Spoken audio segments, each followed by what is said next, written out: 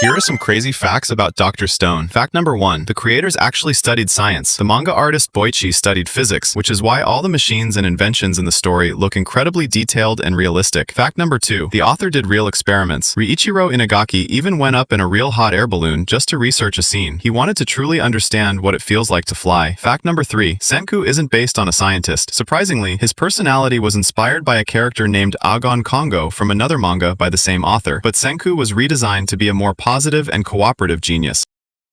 Did you know why the petrification device in Dr. Stone only petrified humans and swallows but no other animals? When the petrification happened, humans and swallows were turned into stone, while animals like lions and deer stayed completely normal. This happened because the petrification weapon, Medusa, has a unique ability. It can be programmed to target only a specific species by identifying their DNA first. That's why it was initially tested on swallows before being programmed to petrify the entire human race. Here are the real ages of the main characters in Dr. Stone Season 4. First, we have Kohaku, who was born in the Stone World and is currently 20 years old biologically. Then there's Chrome, also born in the Stone World, and he's currently 19 years old. Chelsea is also 19 years old. Next up is our mentalist, Gen Asagiri, who's around 23 years old. Yuzuriha Ogawa is 19, and Taiju is also 19 years old. Then we have Risui Nanami at 23 years old, while Tsukasa Shishio is 22. Senku Ishigami is currently 20 years old. And after the time skip, Suika is now around 23 to 24 years old. Now here's the real question. How old do you think Senku was before the petrification?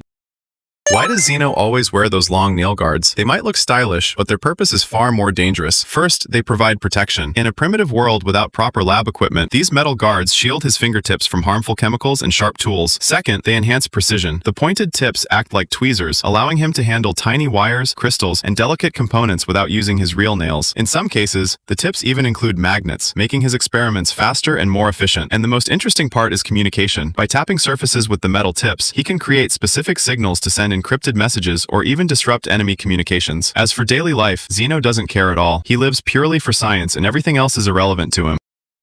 What happens if someone gets petrified during childbirth in Dr. Stone? Like, imagine the green light hits while someone is literally in surgery or giving birth. For surgery, the answer is actually simple. Petrification restores the body back to peak condition. We've already seen it heal broken organs, fatal injuries, even bullet wounds. So surgical incisions would probably just close instantly after revival. But childbirth? That's where things get terrifying. Some fans think the mother and baby would petrify together because of the umbilical cord. Others think they'd become separate statues entirely, and that could go horribly wrong. Imagine reviving the mother first and Senku realizing the baby is still trapped in stone. And the creepiest part, since petrification basically stops aging, does that mean babies petrified at birth are technically immortal? So how did Suika make Tsukasa stand up after petrification when we literally saw him die sitting down? Yeah, this one's been bugging people. Tsukasa was petrified in a sitting position, and characters like Luna and Chelsea stayed exactly in the same poses they were in. So why is he suddenly standing next to everyone? The answers people come up with are all over the place. Some say Suika broke his legs, straightened them, glued them back, and called it a day. Others joke that she somehow made revival fluid after a year, revived him, adjusted his position, and then petrified him again. But honestly, the real answer is much simpler. It's just anime logic. It looks cooler that way. So the real question is there actually any scientific explanation behind this? So is Senku basically considered a god in the new world now? Because when you really think about it, literally everything in the stone world traces back to him. Medicine, electricity, phones, engines, even rockets. Every machine's original version is basically said to be made by Senku. At that point, history books won't even call him a scientist anymore. He's basically the stone world's god of science. And what makes it even crazier is that Senku could have easily become a dictator. Tsukasa literally wanted control, but Senku kept refusing power again and again because he wanted to revive everyone, which means future schools will probably teach about Senku like a historical legend. So is Senku still just a genius? Or is he basically a god to the new world now?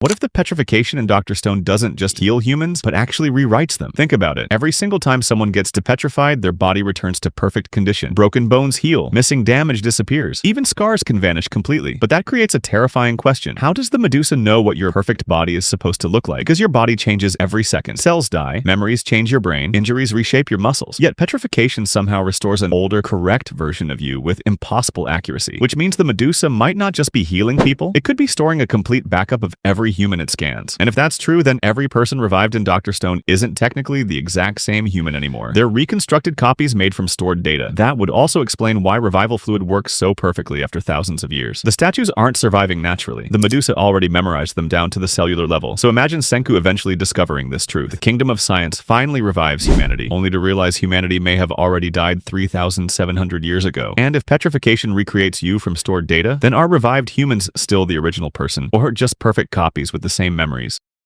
Why do they always use a full bottle of revival fluid on one person in Dr. Stone? At first it feels wasteful, right? Like Suika used everything on Senku when maybe half could have worked. But then you realize this isn't something you can just guess. There's actually a minimum dose needed, and it depends on body size, even how much of the body needs repairing. If you use too little, you might end up only partially revived, like your body just stops mid-repair. And knowing Senku, he's not taking that risk. One full bottle isn't random. It's a guaranteed revival, especially for Suika, who spent years making just that one bottle. So is Senku ever going to fall in love in Dr. Stone? As the series goes on, more and more fans genuinely can't tell if this guy loves science more than actual human beings. I mean, yeah, technically he already got married and divorced, but let's be real, that was basically for science taxes. But then there's Kohaku, and this is where the fandom starts losing it. For someone who constantly says he doesn't have time for romance, Senku acts different around her. He never avoids her hugs. He chose to revive her first in a dangerous situation, and for once, he didn't even hide behind logic when she asked why. But at the same time, this is still Senku, the guy who finds space travel more exciting than flirting. So be honest. Does Senku secretly have feelings, or is this man genuinely married to science?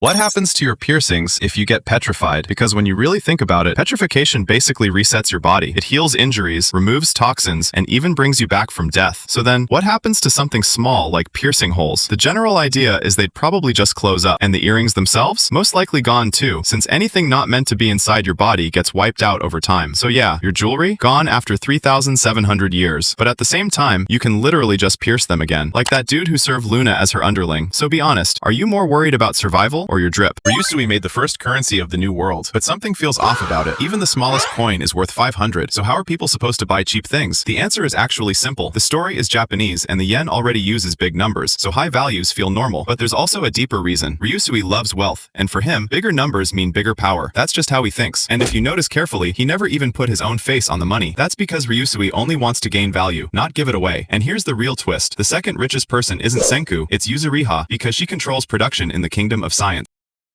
What happens to people with bad eyesight in Dr. Stone after petrification? Because when you really break it down, petrification isn't just healing, it's basically a full biological reset. It fixes injuries, diseases, even death itself. So naturally, you'd think eyesight would also get corrected, right? But here's the twist. In Dr. Stone, people like Suika and Chelsea still need glasses even after revival. And the reason fans agree on is pretty logical. Petrification restores your body to its original, natural state, not a perfect version of you. So if your eyesight problem is genetic or developed during growth, it doesn't count as damage, it's just how your body is built. That's why the stone can heal broken bones or missing organs, but it won't redesign your eyeballs. It's like a factory reset, not a character upgrade. So yeah, Dr. Stone can bring you back from death, but it can't fix your eyesight settings.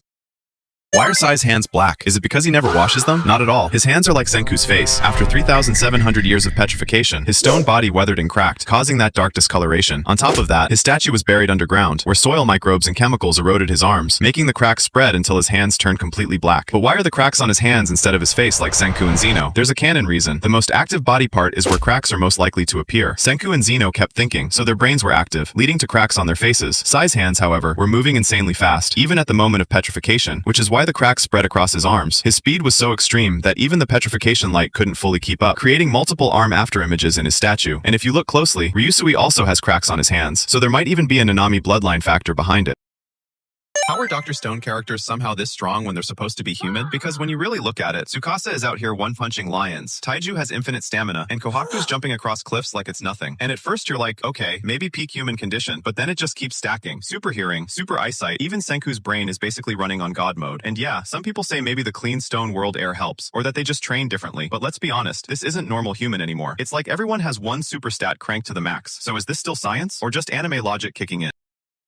Did anyone else notice that the crack on Dr. Zeno's face actually faded, while Senku's didn't change at all? In Dr. Stone, those marks are damage left on the stone statues after centuries of weathering. Normally, when someone is revived, the petrification healing fixes those cracks completely, just like Taiju and Tsukasa. But Senku and Zeno are different. That's because they escaped petrification using their brains. While everyone else was unconscious, these two kept thinking non-stop for thousands of years, burning through the petrification energy itself. And here's the crazy part. During the second petrification, Zeno's cracks started fading, but Senku's stayed exactly the same. The reason might be their completely different mindsets. Zeno was focused on power and ruling the world through science, while Senku kept thinking about saving humanity and reaching the moon to uncover the truth behind petrification. In other words, Senku probably consumed even more petrification energy than Zeno, which could explain why his cracks never healed at all.